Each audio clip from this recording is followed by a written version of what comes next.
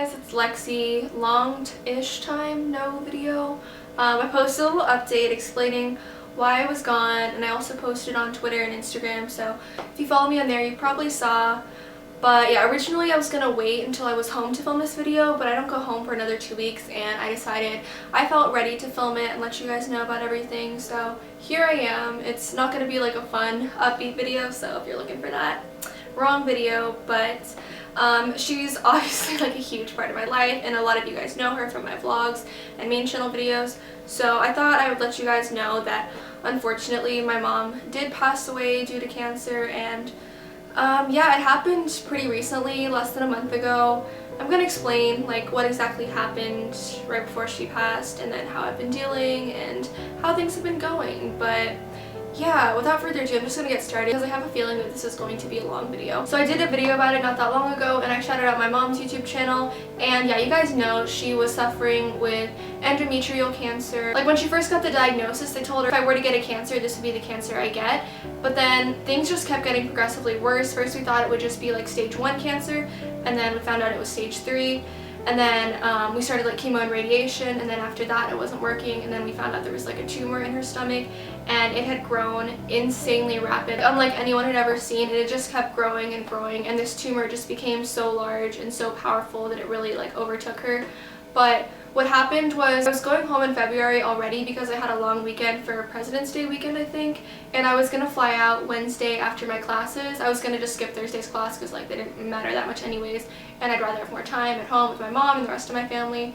But when I was in statistics class on Wednesday, I got a text from my aunt, and she basically said, your mom has just gone into like critical condition, I think you should just skip your classes and get on the next flight that you can. So that's what I did. I just ran to my dorm, immediately packed everything, and took the first flight I could, and it was 2 separate flights, and one of them got delayed, and the whole time I was just so antsy and just wanting to see her, and it's not a good feeling because like, oh, she could go any minute, but then I'm stuck here and there's nothing I can do about it. So eventually late that night I got home and I went and saw her in the hospital room, and she actually sat up for a little bit that night, but she was on so many painkillers and drugs that she had like no clue what was going on. She kept like mumbling something like sweet tea, sweet tea. I don't know what she was trying to say, but that was like the last time I saw her talking. And then the next few days after that, basically all I would do was I would wake up early in the morning, drive there, sit there, and basically just like hold her hand all day. And then until I got too tired to do it anymore, and then I'd drive home, sleep, and then repeat it the next day. And that's what I did for a few days. Basically, once I got there, we all knew, and like the doctors kind of knew that like there's no chance we can save her anymore, and at this point it's really just like comfort, like making sure she's not in pain before she goes. The nurses would just check on us and be like, do you want to up her pain meds, do you want to switch to these meds, do you want to talk to the hospice people about like care after, like support for us. So that's all we did, and there was so much crying. I thought I had no more tears left to cry. Like I was just sitting there crying and crying, and I would like compose myself for a little bit and be like, okay, I think I'm fine, and then I just think about something again and like look at her and just start crying because it was like a state that you don't want to see anyone in. I'm just gonna remember her for like who she really was, and not before this like sickness took over her, because it was really just sad. You never want to see someone you love in such like a painful, awful state that we had to see her in. It was a really just weird headspace to be in, like knowing you're about to lose someone but they're still physically there, so you're really just waiting it out. And the whole process, no one really wanted it to be dragged out, but she had a good heart and she had a good lungs that just kept carrying her along. She was a fighter for sure. Other people would kind of like leave the room for a bit, they'd go like get food or something, but like no, from the entire time I was awake, I would not leave her bedside unless it was like if I had to go to the bathroom or something. We made a promise that we were gonna watch like the Big Brother finale together. So even though she was like in the hospital bed and couldn't understand anything that was going on, I still played the Big Brother finale with her, and her favorite actually won, so that was kind of cool. But yeah, so I did that process like all through Thursday, Friday, and then Friday I went home, went to bed, and then I woke up that morning, and I woke up to my aunt in the house. She like knocked on my door and woke me up and told me, your mom passed this morning. It was Saturday, February 16th at 6:40 a.m. She's like, do you want to go see her? And I was like, yes. I don't want to get like too into this because I don't think this is how she would want to be remembered, but like seeing a lifeless body, especially of someone you love so much and hold so dear, it's really, really hard, because my mom was the person I was like absolutely closest to, more than anyone in my life who I could tell anything. I don't want to get like emotional, but it's just hard to see, you know?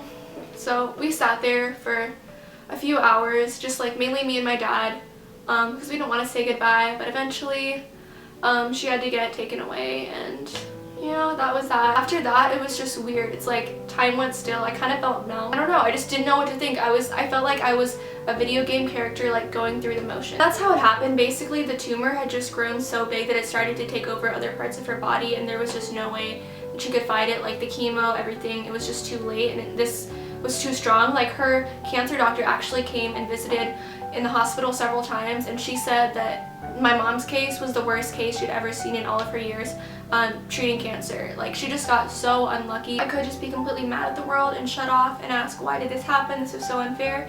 And you know, I definitely have been asking that. Like, this is completely unfair.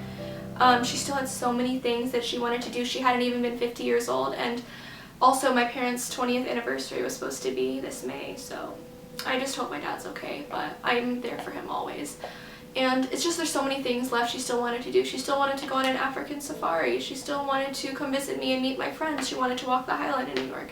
So there's just so many things that were ripped away from her because of this. And it's not fair, you know? But I'm just gonna try and take it the best I can and learn from it and become stronger, because I know that's what she would have wanted for me. My mom was the kindest person to absolutely everyone. Everyone loved her.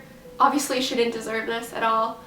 But you know, life isn't fair and you just gotta deal with it. So, I don't know, I'm grateful for the time I did get to spend with her, because there are some people who don't have loving parents at all. So, I'm glad I got to have her for 18 years, but you know, of course, I wish it was more. I know that I'm going to be okay, but it's going to be hard and it's going to be different, and I worried a lot more for my dad and my brother than me, because like, I think I can take care of myself fine, but I really just worry about how everyone else is doing and how it's going to affect them. It's just weird. It's like not the same anymore, trying to do stuff without a central family member. But I'm so grateful for all the love I have around me and my friends and the family I do have. I'm very grateful that I have them, but it's just a lot harder because she wasn't just my mom, she was my best friend. If you guys have been watching me for a while, you know we did everything together. We like got boba, we went to concerts together. She was my travel buddy. Like I went to Europe with her this past summer, which was amazing. We went to trips to like BeautyCon together. We did college tours together. I haven't always had super close friend groups or a lot of friend groups. I've never had a huge friend group. I've had some close friends that I hold very dear to my heart. But the one person who's always been a constant is my mom. She's always been there for me. Like when friends have been like shitty and haven't done the best things to me, she'll be like, know your worth, you're better than that, and we can go do something fun together. And it's only been like 2 or 3 weeks since this happened, so it's still like a weird adjustment period. Like I keep thinking of like little anecdotes. I'll think of like parts of my day and be like, oh, I can't wait to text my mom about that, and then I remember, oh wait, she's not there. You know, it's just hard like looking back at our old texts and old pictures knowing that she won't be there anymore. It's like I always find stuff that reminds me of her. Like I was in the floral section of Whole Foods yesterday and I see stargazer lilies and I remember, oh, that's her favorite flower.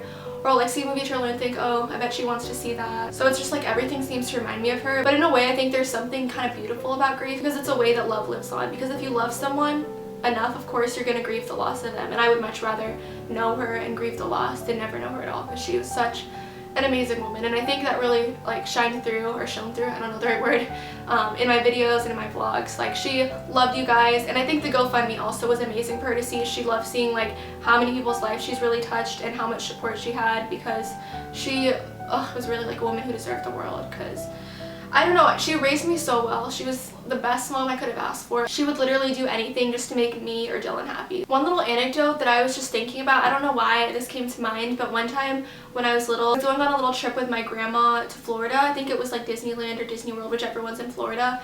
And this was like my first time like going away without my mom, and because she knew I'd miss her, she made like a little cassette recorder and recorded messages about like talking about how much she loved me, and that way I could like hear the sound of her voice.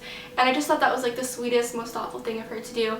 And like she's done even more sweet, thoughtful things. And yeah, it's gonna be hard, you know, knowing that she won't be there if I walk down the aisle, or if I have kids, or when I graduate college. But what's kind of cool though is I feel like I keep learning more and more about her. Like even though she's not here to tell me these stories, people will tell me things about her, like from her childhood, or from when she was in college, or from when my dad and her started working together, and like little things I didn't know. And it's like I'm still learning about her even though she's not here. I am definitely glad for all the times I've spent with her, all the trips we've gone on. I have so many pictures and vlogs and memories in that form that I'm so glad I captured. And then we also got our matching tattoos, so I always see this on my wrist every day.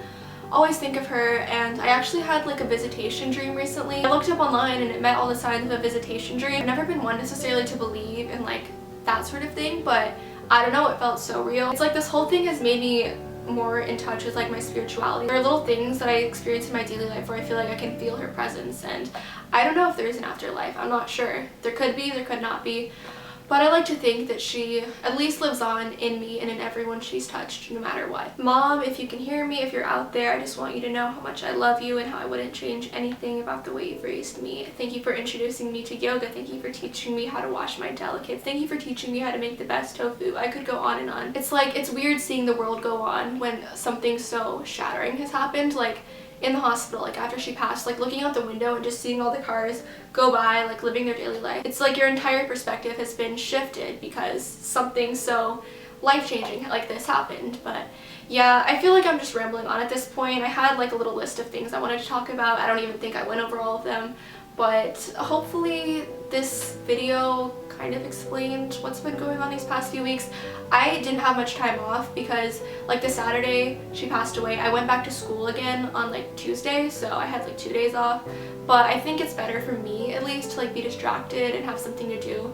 Otherwise I'll just like dwell and do nothing. But yeah, I think I'm okay. Dylan has been so mature. I think he's been handling this great. Like he even said himself, like, we've been knowing all along that this probably wasn't going to end well because of how bad the diagnosis kept getting, and like in that way he was already at the phase of like acceptance, like the 5 stages of grief. And honestly I kind of felt the same way. It's like when the cancer diagnosis kept getting worse and worse, it's like we knew that this was going to happen sooner or later, so we kind of had our chance to like have last conversations and say goodbye and let her know like how much we really loved her. If you take anything away from this video, just really do appreciate everything that you have, because even though losing my mom has sucked and I'm still gonna go through it, like grief is a cyclical process, it's not linear. I'm so grateful for all that I do have in my life and all the support, and this could have been so much worse without the support, but everyone's been so great. If you have people you love in your life, please be grateful for it and show them that you love them before it's too late. Anyways, that was this video. It was probably all over the place. I don't know if I'm even making sense,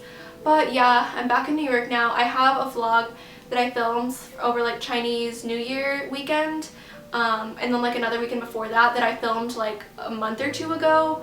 So I'm probably still gonna upload those, but it's just gonna be out of order, so if things seem like all over the place, that's why. But thank you all so much for your support. You've all been so kind and understanding, and I got like hundreds of comments on my like Instagram post I did to her, and I tried to like every single one of those, so if I didn't like yours, that was by mistake and I totally meant to like it. And I've been getting DMs too, but I just haven't really been feeling like opening all of them and responding because I've just been, so I don't know. But like, just know that I see it and I appreciate it, and I want to thank you all so much.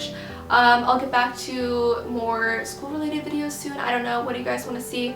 I had to write a poem recently about like a biggest challenge I faced, and I wrote a poem about her, and my family's really liked it. And I've never done poetry, so I don't think it's that good, but they seem to love it, so maybe eventually, if I feel ready, I'll release that, because I feel like it's a good kind of therapeutic way of getting my emotions out. But yeah, I'll be fine. Thank you guys again for all your support. I hope you have an amazing rest of your day, and I hope this video helps you out if you're in a similar situation, because I've been trying to like watch videos of people in similar situations and like know how they got through it. I know that I'll be fine. I don't know, I feel like support groups aren't really my type of thing. I just kind of deal with stuff on my own, and like I just know with time I'll get through it. But yeah, hopefully this can help someone else out there. I hope that you never have to go through something like this. But yeah, okay, I meant to end this video like minutes ago, but I'm still rambling on. So I love you all so much. My mom did too. Like, she really appreciated all your love and support on her videos, and just know that even though she's not here anymore, she will always be remembered, and she'll always be a part of me in everything that I do. And okay, yeah, that's going to be it now. Okay, bye guys.